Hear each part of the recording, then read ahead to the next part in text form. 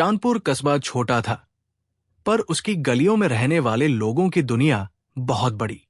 कच्चे रास्तों पर मिट्टी की वो पगडंडी थी जिस पर कदम रखते ही लगता था कि धरती अपने भीतर की धड़कन सुनाती है। उसी पगडंडी के किनारे दो घर थे। एक में रहते थे शिव और दूसरे में पार्वती। शिव दुबला-पतला, सावला, पर आंखों में स्थिरता लिए हुए युवक था। उसकी चाल में भले ही तेजी न हो, पर मन में एक विचित्र सी दृढ़ता थी, जैसे वो जानता हो कि जीवन की हर कठिन घड़ी से निपटना है, मगर जल्दबाजी में नहीं, धीरज के साथ। पार्वती उसके ठीक विपरीत। गोरा रंग, चमकती आंखें, तेज आवाज, जरा सी बात पर खिलखिला पड़ने वाली। उसकी हंसी में ऐसा रस था कि जैसे आम्र वृक्ष की डालियों में हवा अचानक से लहराकर गुनगुनाती हो। कस्बे के लोग कहा करते, पार्वती तो जैसे हवाओं की बेटी है, जहां जाएगी वहां रौनक फैला देगी। बचपन ही से दोनों की दोस्ती थी। गली में खेलना, कुएं से पानी भरने में मदद करना, आम के पेड़ पर चढ़कर कच्चे आम तोड़ना और परीक्षा के दिनों में साथ बैठकर पढ़ाई करना, सब कुछ दोनों साथ करते। पर समय, जैसा कि हमेशा करता है, धीरे धीरे उनके मन में भावनाओं की कुछ ऐसी लकीरें खींचने लगा जिनका रंग खुद उन्हें भी मालूम न था। दोस्ती के भीतर कहीं एक अल्पसी, लज्जालू पर गहरी भावना फलने लगी थी, पर कहना दोनों ही में से कोई नहीं चाहता था। चांदपुर में इंटर कॉलेज था, पर उसके आगे की पढ़ाई के लिए युवाओं को पास के कस्बे पीपलगंज जाना पड़ता था। पीपलगंज चांदपुर से लगभग 10 कोस दूर था। हर सुबह बस आती, बच्चे और विद्यार्थी उसमें चढ़ते, पढ़ाई करके शाम को लौट जाते। पार्वती ने इसी साल पीपलगंज के कन्या महाविद्यालय में प्रवेश लिया था। वो रोज सुबह 4:50 पर बस पकड़ती। सफर कठिन था, गड्ढों से भरी सड़क, धूल के गुबार, ठंडी हवा, पर पार्वती की आंखों में पढ़ाई के लिए एक चमक थी। उसकी मां अक्सर कहती, बिटिया, इतनी मेहनत न कर, थक जाएगी। पर पार्वती की मुस्कान उतरती ही नहीं थी। मां, थोड़ी थकान ही तो है, जिंदगी में कुछ करने का सुख इससे बड़ा है। शिव भी पढ़ाई में अच्छा था, पर उसके घर की स्थिति बहुत मजबूत नहीं थी। उसके पिता रेलवे में चतुर्थ श्रेणी का काम करते थे और मां घर की कमाई बढ़ाने के लिए दूसरे घरों में बर्तन मंजन का काम करती थी। शिव हमेशा सोचता कि वो अपनी मां को आराम देना चाहता है। उसे लगता था कि कस्बे की सीमाएं उसके सपनों के लिए बहुत छोटी है। वो शहर जाकर पढ़ना चाहता था, वहां जहां विश्वविद्यालय हों, बड़े शिक्षिकाएं हों, पुस्तकालयों में चिरपुरानी किताबों की खुशबू हो। पर शिव की जरूरतें सपनों जितनी बड़ी नहीं थी। वो जानता था कि अगर शहर जाएगा तो खर्च बढ़ेगा, जिसका भार परिवार मुश्किल से उठा पाएगा। इसी उलझन भरे समय में सत्य ये था कि शिव और पार्वती का मिलना पहले जैसा न रहा था। पार्वती सुबह बस से जाती और शाम को लौटते लौटते थक जाती। रात को पढ़ाई, घर के काम, मां की सेवा, इन सब के बीच उसके पास फुर्सत कम थी। शिव भी अपने भविष्य के बारे में सोचते सोचते चुपसा रहने लगा था। पर फिर भी रोज शाम को जब पार्वती बस से उतरती और शिव सड़क के मोड़ पर खड़ा मिलता, तो उसकी थकान जैसे हवा हो जाती। कस्बे के लोग कहते, अरे देखो, पार्वती की बस आई, शिव वही खड़ा है। बच्चा बड़ा सीधा साधा है। और दोनों ये सुनकर हंसते भी थे, पर मन में कुछ और ही चलता था। एक शाम पार्वती बस से उतरी तो शिव हाथ में एक कागज लिए खड़ा था। कागज में शहर के एक विश्वविद्यालय के प्रवेश पत्र की सूचना थी। पार्वती ने पूछा, ये क्या है? तुमने तो कहा था कि अभी शहर जाने का इरादा नहीं है। शिव ने आंखें झुका ली। मैंने सोचा था कि शायद कोशिश करूं, पर जाने का साहस अब भी नहीं है। घर की हालत तुम जानती हो। पार्वती ने वो कागज ध्यान से देखा, फिर धीरे से बोली, साहस न होने की बात नहीं है शिव, बात यह है कि तुम हर कदम सोचकर उठाते हो, और यही तुम्हारी ताकत भी है। अगर तुम जाना चाहते हो तो जाओ। शहर बड़ा है, पर मन से छोटा आदमी वहां भी जगह बना लेता है। उसकी आवाज में एक अजीब सी गर्माहट थी, पर शिव ने जवाब नहीं दिया। वो बस कंधा उचकाकर बोल पड़ा, तुम तो लौटती हो शाम को, तुम्हारा इंतजार यही करता हूं। अगर मैं चला गया तो ये मोड़ खाली हो जाएगा। पार्वती ने हल्की सी मुस्कान के साथ कहा, मोड़ खाली नहीं होगा, यादें रहती है, और फिर मैं तो हर शाम वापस आ ही जाती हूं। शहर जाकर भी इंतजार नहीं मिटते, बस रूप बदल लेते हैं। उसकी आंखों में कुछ था, कुछ ऐसा जिसे शब्दों ने कभी जन्म ही नहीं दिया, पर भावना ने उसे अवश्य गढ़ दिया था। दिन बीते, गर्मी का मौसम चढ़ आया। धूप कड़ी होती, पर शाम को हवा में एक मिठास सी उतर आती। इसी मौसम में कस्बे में एक छोटा सा मेला लगता था, जहां रंग बिरंगी चूड़ियों की दुकानें, मिट्टी के खिलौने, गुड़ की जलेबी और ढोलक की थापे लोगों को उत्साहित करती। पार्वती हर साल मेले में जाती थी और शिव उसका साथी होता, पर इस साल मेले से पहले ही शिव ने शहर जाने का निश्चय कर लिया था। उसने ये बात किसी को न बताई थी, न मां को, न पार्वती को। वो डरता था कि कहीं मां को दुख न लगे, और पार्वती को। उसे तो ये भी नहीं पता कि पार्वती उसके जाने पर खुश होगी या दुखी, पर दिल के भीतर एक आवाज थी, अगर नहीं गया तो जीवन भर पछताएगा। मेले वाले दिन शाम को शिव अकेला घर में बैठा था। धूप ढल चुकी थी। आकाश में धुएं की पतली लकीरें कस्बे के चूल्हों से उठ रही थी। शिव ने धीरे धीरे बाहर कदम रखा। गली में हलचल थी। लड़के लड़कियां हंसते गाते बैठक की ओर बढ़ रहे थे। उसी समय पार्वती उसके दरवाजे पर आई। हाथ में रंगीन दुपट्टा था और बालों में चमेली के फूल। आज मेले नहीं चलोगे? उसने पूछा। शिव थोड़ा संकुचा। इस बार मन नहीं है। क्यों? बस ऐसे ही। पार्वती ने उसके चेहरे को गौर से देखा। तुम कुछ छिपा रहे हो। शिव चुप। पार्वती ने हौले से कहा, चलो आज हम मेला नहीं देखते, पगडंडी पर चलते हैं, थोड़ी हवा खाएंगे। दोनों कस्बे की उस पगडंडी पर चले जो खेतों को चांदपुर से जोड़ती थी। शाम का समय मन को छू लेने वाला था। धूप का बचा खुचा उजास, खेतों से उड़ती सुगंध और दूर मंदिर से आती घंटियां। कुछ देर चुप रहने के बाद पार्वती बोली, शिव, तुम शहर जा रहे हो ना? शिव चौंक पड़ा। तुम्हें कैसे पता? पार्वती मुस्कुरा उठी। तुम जितना छिपाओ, तुम्हारा चेहरा सब कह देता है। शिव ने पहली बार उसकी आंखों में सीधे देखा। हां, मैं जा रहा हूं। उसके स्वर में डर भी था, अपराध भी, और भविष्य का एक अनकहा सपना भी। पार्वती ने धीरे से कहा, तुम्हें जाना चाहिए। जीवन जितना बड़ा होगा, रास्ते उतने ही साफ दिखाई देंगे। शिव बोला, पर तुम? पार्वती ने उसका हाथ हल्का सा दबाया। मैं तो हूं ही, शिव। रोज पीपलगंज जाती हूं, शाम को लौट आती हूं। तुम भी लौट आया करना। इंतजार केवल एक दिन का नहीं होता, कभी कभी एक उम्र का भी होता है, फिर भी निभ जाता है। उसकी ये बात शिव के हृदय में किसी चिंगारी की तरह उतर गई। उसे पहली बार समझ आया कि पार्वती के शब्दों में कितना साहस है। उसने मन ही मन निर्णय किया, मैं लौटूंगा, चाहे जितनी कठिन राह हो। 2 दिन बाद शिव को शहर के लिए निकलना था। सुबह का समय था। गली में बस का हॉर्न गूंज रहा था।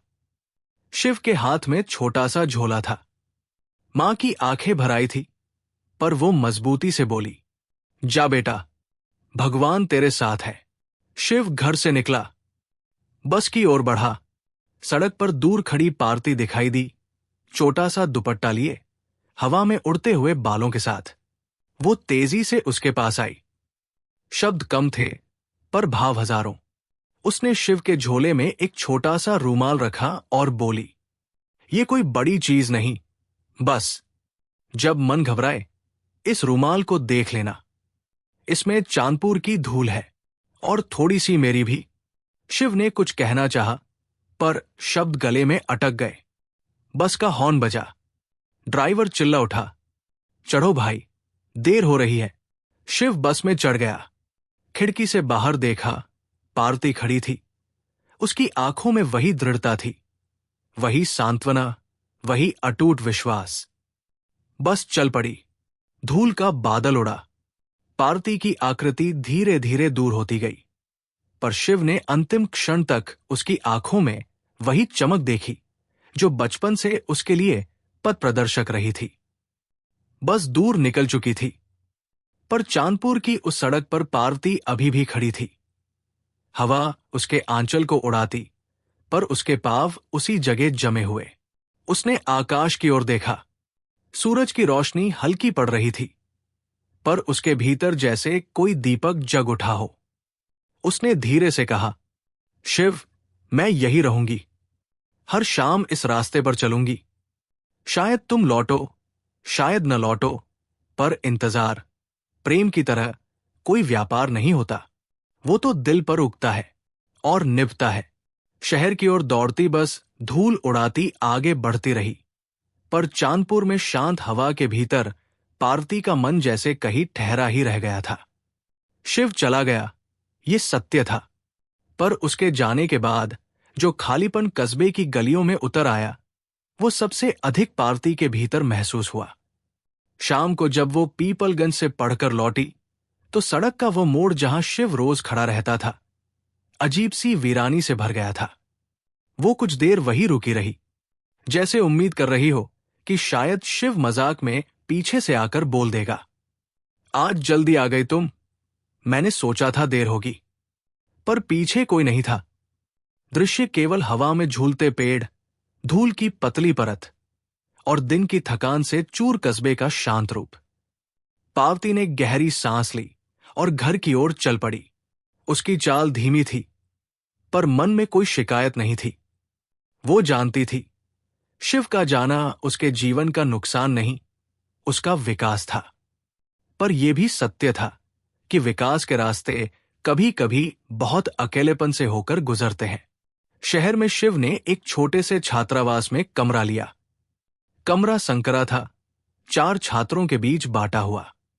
एक ओर 2 सिंगल बेड, दूसरी ओर 2, एक छोटी सी मेज और ऊपर टूटी हुई रैक। खिड़की के पास पीपल का पेड़ था, जिसकी शाख पर कौए हमेशा अपनी सभा सजाए रखते। पर शिव के लिए यह सब कोई शिकायत का विषय नहीं था। उसे केवल पढ़ाई करनी थी और अपने सपनों की ओर बढ़ना था।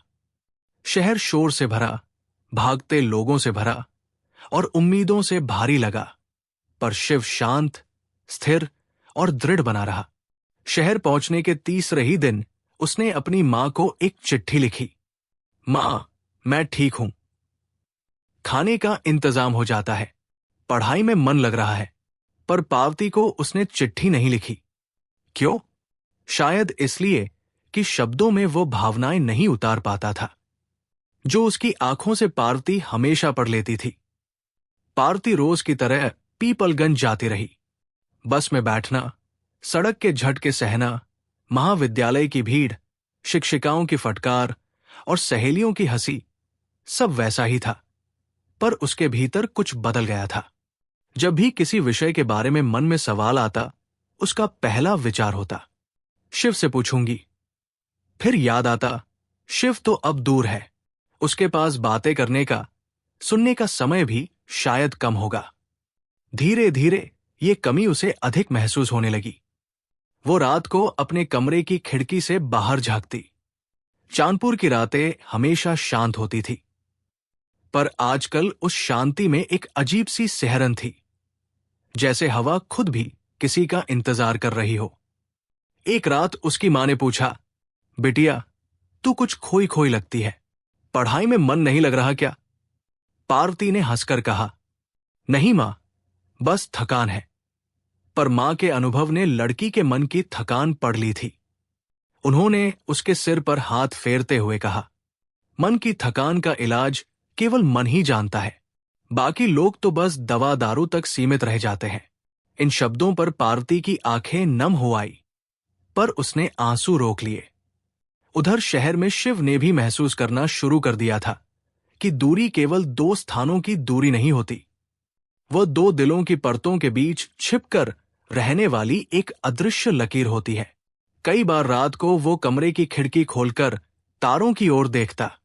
उसे याद आता कि चांदपुर में पार्वती भी शायद उसी चांद को देख रही होगी। उसके चेहरे पर हल्की मुस्कान उभरती। अच्छा है, दूरी ज्यादा नहीं है, चांद तो दोनों का एक ही है। पर फिर उसे कस्बे वाला मोड़ याद आता, जहां पार्वती हर शाम बस से उतरती थी। वो कल्पना करता कि पार्वती शायद आज भी उस मोड़ पर कुछ क्षण रुकती होगी। ये सोचकर उसका मन कहीं अंदर से कसक जाता। एक दिन वो खुद पर हंस पड़ा। ये कैसी भावना है? क्या मैं इंतजार की कल्पना से बंधने लगा हूं? या सचमुच पार्वती? वो वाक्य पूरा नहीं कर पाया।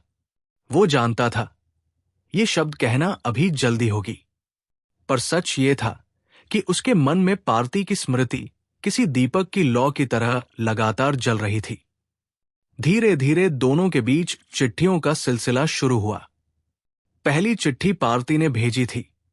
सफेद कागज पर हल्की नीली स्याही, अक्षरों में उसकी साफ सुथरी लिखावट और शब्दों में उसकी धीमी सी मुस्कान।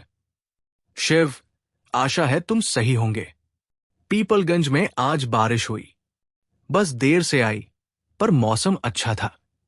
तुम आकर देखते, खेतों से मिट्टी की कैसी सुगंध उठ रही थी। तुम्हें पसंद आती। अपना ध्यान रखना। शिव ने वो चिट्ठी 3 बार पढ़ी।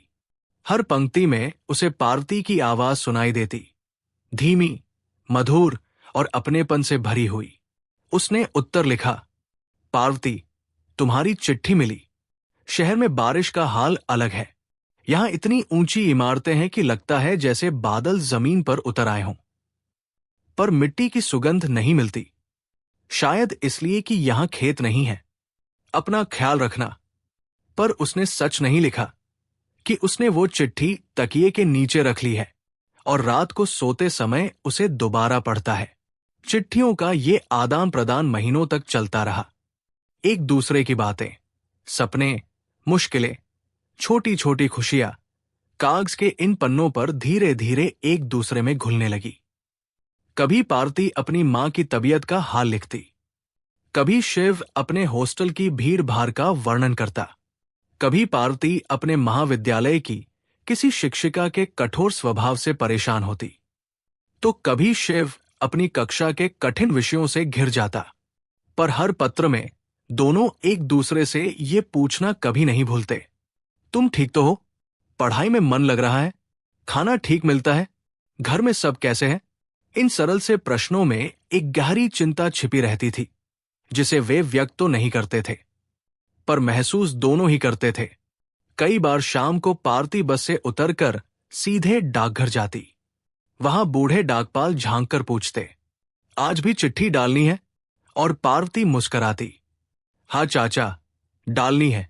डाकपाल हंसते हुए कहते, अच्छा है बच्ची, अपने लोग दूर जाए तो चिट्ठियां ही सेतु बनती है।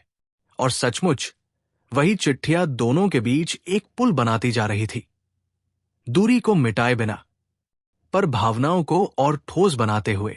एक दिन पार्वती ने शिव को लंबी चिट्ठी लिखी। उसमें उसने पहली बार अपने मन की एक झलक दिखाई। शिव, कई बार लगता है कि तुम यहां होते तो कुछ बातें कह पाती, शहर की भीड़ में तुम्हें अकेलापन न लगे। यही सोचकर मन थोड़ा बेचैन हो जाता है। तुम हंसते हो ना, तुम्हारी हंसी बहुत याद आती है। बस इतना जान लो कि चांदपुर में कोई है जो रोज शाम तुम्हें याद करता है। ये पढ़ते ही शिव के मन में जैसे किसी ने दीप जला दिया हो। वो देर तक चिट्ठी को हाथ में पकड़े रहा। पार्वती ने कोई स्पष्ट शब्द नहीं लिखा था, पर बीच की पंक्तियों में जो था उसे पढ़ने के लिए कोई विद्वत्ता नहीं, बस एक सच्चे मन की जरूरत थी। शिव ने पहली बार स्वीकार किया, मैं भी उसे याद करता हूं। पर उसने ये बात चिट्ठी में नहीं लिखी, सिर्फ छोटे से वाक्य में जवाब दिया, तुम्हारी याद आती है, बस इतना। पर उसमें जितना प्रेम छिपा था वो शब्दों की सीमा से बाहर था। चांदपुर में हर शाम बस से लौटने के बाद पार्वती मोड़ पर कुछ देर रुकती। लोग पूछते, किसका इंतजार करती हो? वो हंस देती, किसी का नहीं, बस आदत है। पर हवा जानती थी, सड़क जानती थी, और शायद खेत भी, कि वो शिव के लौटने की कल्पना में हर दिन कुछ पल ठहरती है। एक दिन पुराने शिक्षक त्रिपाठी जी ने उसे रोककर कहा, बिटिया, प्रेम कोई बोझ नहीं होता, वो जीवन में प्रकाश बढ़ाता है। डरना नहीं चाहिए, समझदार होना चाहिए। पार्वती ने सिर झुका लिया। उसे लगा जैसे उसके मन का राज सबको पता चल रहा है। उधर शहर में शिव पर पढ़ाई का दबाव बढ़ता जा रहा था। महीनों बीत गए थे, परीक्षाएं पास थी, अध्यापक कड़ी मेहनत करवाते, छात्रावास का जीवन भी संघर्षमय था। कभी भोजन ठीक नहीं मिलता, कभी पानी की कमी, कभी कमरे में शोर। पर जब भी वो थक जाता, पार्वती की चिट्ठियों को निकालकर देखता, उसके शब्द जैसे एक ठंडी हवा की तरह मन को शांति देते। एक रात पढ़ते पढ़ते उसकी आंख लग गई। सपने में उसने देखा, पार्वती सड़क के मोड़ पर खड़ी है, हवा में उसका दुपट्टा उड़ रहा है, और वो मुस्कुराकर कह रही है, शिव, देर हो रही है, चलो। सुबह उठा तो दिल धड़क रहा था। उस दिन उसने तय किया, परीक्षाएं खत्म होते ही चांदपुर जाऊंगा। कम से कम एक बार उससे मिलना जरूरी है। पर उसे ये नहीं पता था कि जीवन की राहें हमेशा मन की तरह सरल नहीं होती। पार्वती के जीवन में भी बदलाव आने वाला था। उसके महाविद्यालय में एक कार्यक्रम आयोजित होना था, जिसमें उत्कृष्ट विद्यार्थियों को छात्रवृत्ति दी जानी थी। पार्वती का नाम भी सूची में था। ये उसके लिए गर्व का क्षण था। मां खिल उठीं, कस्बे की महिलाएं बधाई देने लगी। पर पार्वती ने सबसे पहले ये बात शिव को चिट्ठी में लिखी। वो चाहती थी, काश वो इस कार्यक्रम में आता, एक कोने में खड़ा होकर मुझे मंच पर जाता हुए देखता। पर शिव की चिट्ठी में आया, परीक्षाएं पास है, आ नहीं पाऊंगा, पर तुम्हारी सफलता पर गर्व है। पार्वती की आंखें भर आई। वो जानती थी कि शिव का आना कठिन है, पर फिर भी मन तो मन है। उसने उम्मीद छोड़ी नहीं थी। समय बीतता रहा, दूरी बनी रही, पर भावनाएं घटने के बजाय और गहरी होती गई। पार्वती समझने लगी थी कि शिव अब उसके जीवन का केवल मित्र नहीं रहा, वो किसी ऐसे वृक्ष की तरह था जिसकी छाया उसके मन को रोज मिलती थी। शायद प्रेम ऐसे ही जन्म लेता है, धीरे धीरे, बिना शोर के, और पता तब चलता है जब मन किसी की अनुपस्थिति से भरने लगे। शिव भी बदल रहा था।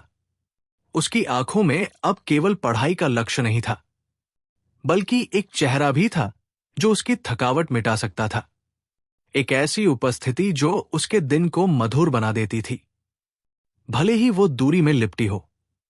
शहर में बीता एक एक दिन शिव के मन पर मोटी परत की तरह जमा होता जा रहा था। काम मिल गया था, कपड़े के गोदाम में माल चढ़ाने उतारने का। तनख्वाह ठीक ठाक मिल रही थी, पर शहर का अकेलापन उसे अंदर से खा रहा था। शोर भरी गलियों में भी वो खुद को सूना महसूस करता। हर रात को उसे याद आता चांदपुर की शामें, पगडंडी पर चलती हवा, और बरगद के नीचे बैठी पार्वती, जो बालों में उंगली घुमाते घुमाते उससे कहा करती, जब तू कहीं जाएगा ना, तो चांदपुर तुझे रोज याद करेगा। शिव तब हंसकर टाल देता था, पर आज उसे महसूस हो रहा था, चांदपुर नहीं, पार्वती उसे याद कर रही थी, और शायद वह भी पार्वती के बिना नहीं चल पा रहा था। दोनों रोज चिट्ठियां लिखते थे, पर धीरे धीरे पार्वती के पत्र कुछ कम हो गए। शिव के भीतर चिंता की एक छोटी सी गांठ बन गई। वो सोचता, क्या वह नाराज है, क्या पढ़ाई में ज्यादा व्यस्त हो गई है? पर वास्तविकता इससे अलग थी। पार्वती रोज सुबह बस पकड़कर पास के कस्बे जाती। पढ़ाई ठीक चल रही थी, पर घर की हालत धीरे धीरे बिगड़ रही थी। उसकी मां की तबीयत अब पहले जैसी नहीं रही थी। खांसी बढ़ गई थी, कमर में दर्द बना रहता था। डॉक्टर ने आराम की सलाह दी, लेकिन घर का काम करने वाला और कौन था? पार्वती बाहर से मजबूत दिखती, लेकिन भीतर से टूट रही थी। वो शिव को परेशान नहीं करना चाहती थी, इसलिए पत्रों में आधा सच लिखती। घर की चिंता, पढ़ाई का दबाव, मां की बीमारी, इन सब के बीच एक और बात उसे खाने लगी, शिव की याद। एक दिन मां ने उसे सिर पर हाथ फेरते हुए कहा, तू पढ़ ले बेटी, लेकिन अपने मन का बोझ मुझ पर मत छुपा। तू उसे याद करती है ना? पार्वती ने आंखें चुराकर कहा। न, नहीं तो। मां मुस्कुराई। बेटियां झूठ बोले तो आंखें बता देती है। पार्वती फूट पड़ी। उसके आंसुओं में डर भी था और चाह भी। मां, अगर वो मुझे भूल गया तो? मां बोली, अगर वो भी तुझे सच में चाहता है तो दूरी से चाह नहीं बदलती, परख गहरी हो जाती है। एक शाम गोदाम में काम करते हुए शिव को अचानक चक्कर आया। साथियों ने पानी पिलाया, पर मन में एक ही बात गूंज रही थी। पार्वती को बताए हुए काफी दिन हो गए, उसका पत्र भी नहीं आया। कहीं वो ठीक तो है? रात को कमरे की छत को घूरते हुए उसने फैसला कर लिया, वो चांदपुर जाएगा, चाहे एक दिन के लिए ही सही। अगली सुबह उसने मालिक से छुट्टी मांगी। मालिक ने मना किया, छुट्टी दोगे तो काम रुक जाएगा शिव, महीने का हिसाब बिगड़ जाएगा। शिव कुछ पल चुप रहा, फिर बोला, मालिक, मैं काम वापस आ जाऊंगा, पर आज नहीं रह सकता। मालिक ने सिर हिलाया, जाओ, पर अगली बार बिना बताए मत जाना। शिव ने हल्की मुस्कान दी, अब अगली बार मैं बताकर ही जाऊंगा। और वो उसी दिन बस पकड़कर चांदपुर के लिए निकल पड़ा। बस जैसे ही चांदपुर के निकट पहुंची, हवा में मिट्टी की सोंधी महक फैल गई। शिव ने खिड़की से बाहर झांका। वही खेत, वही पेड़, वही रास्ते जो उसके बचपन के साथी थे। बस से उतरकर उसने एक लंबी सांस ली। उसे लगा जैसे बरसों बाद अपनी ही धड़कन को सुन रहा हो। वो सीधे पार्वती के घर की तरफ चला। घर के बाहर तुलसी का पुराना गमला दिखा, हल्का सा सूखा हुआ। दिल धक से रह गया। दरवाजे पर पहुंचकर उसने दस्तक दी। अंदर से धीरे धीरे पार्वती की मां बाहर आई। उन्होंने शिव को देखा और आंखों में चमक आ गई। शिव बेटा, तू आ गया? शिव ने घबराकर पूछा। मां, पार्वती ठीक है ना? मां ने थकी हुई आवाज में कहा, ठीक है, पर बहुत थक जाती है। जल्दी जल्दी पढ़ाई और घर का काम, कई बातें हमसे छुपा लेती है। शिव के पैरों के नीचे जैसे जमीन भारी हो गई। वो कहाँ है? मां बोली, छत पर है, हवा लेने गई होगी। शिव कुछ नहीं बोला, बस धीरे धीरे सीढ़ियां चढ़ने लगा। छत पर पार्वती उकड़ू बैठी थी। बाल खुले थे, आंखें कहीं दूर खेतों की ओर टंगी थी। शाम का सूरज ढल रहा था और उसकी किरणें उसके चेहरे पर हल्की सुनहरी आभा बिखेर रही थी। शिव ने उसका नाम नहीं पुकारा, बस चुपचाप पास जाकर खड़ा हो गया। कुछ क्षण बाद पार्वती ने जैसे किसी आहट को पहचान लिया। धीरे धीरे पीछे मुड़ी और शिव को देखते ही उसके चेहरे से सारा तनाव पिघल गया। तू वापस आ गया? आवाज हल्की कांप रही थी। शिव ने पहली बार उसकी आंखों में गहराई से देखा। हां, क्योंकि कहीं और रह नहीं पाया। दोनों के बीच एक लंबी खामोशी थी, पर यह वो खामोशी थी जिसमें बरसों की बातें छिपी थी। पार्वती आंसू रोकते हुए बोली, मैं सोचती थी तू शायद मुझे भूल जाएगा। शिव ने सिर हिलाया। अगर भूल जाता तो आज यहां खड़ा नहीं होता। उसने आगे कहा, मैं शहर में रह सकता हूं, पर तेरे बिना नहीं रह सकता। काम फिर ढूंढ लूंगा, पर तू अगर थक रही है, दुखी है, तो मैं तेरे पास रहना चाहता हूं। पार्वती ने धीमे से पूछा, और अगर मैं भी यही चाहती हूं तो? शिव की आंखें भीग गई। तो समझ ले, हम दोनों एक दूसरे की राह है। दूरी ने बस ये सच दिखा दिया। पार्वती ने कांपते हाथों से शिव का हाथ पकड़ लिया। पहली बार खुले आसमान के नीचे डूबते सूरज की रोशनी में जैसे दो अकेली परछाइयां एक हो रही हों। नीचे आंगन से पार्वती की मां की आवाज आई, खाना ठंडा हो जाएगा बेटा, नीचे आ जाओ। दोनों मुस्कुराए। नीचे उतरते समय शिव ने धीमे से कहा, पार्वती, मैं शहर वापस जाऊंगा, पर सिर्फ काम के लिए। वापसी की जगह हमेशा यही रहेगी, तू। पार्वती ने हल्के से सिर झुका लिया। उस पल चांदपुर की हवा कुछ और ज्यादा सुकून देती लगी, जैसे इस छोटे से कस्बे ने दोनों को अपनी बाहों में समेट लिया हो। उस रात शिव ने पार्वती के घर खाना खाया। दोनों परिवारों ने साथ बैठकर बातें की। भविष्य की कोई जल्दबाजी नहीं थी, बस भरोसा था, सादगी थी और एक गहरी समझ कि कुछ रिश्ते दूरी से नहीं टूटते, बल्कि दूरी ही उन्हें मजबूत बना देती है। कहानी यही खत्म नहीं होती, यही से शुरू होती है। वो राह जिस पर चलकर दो दिल एक घर बनाते हैं।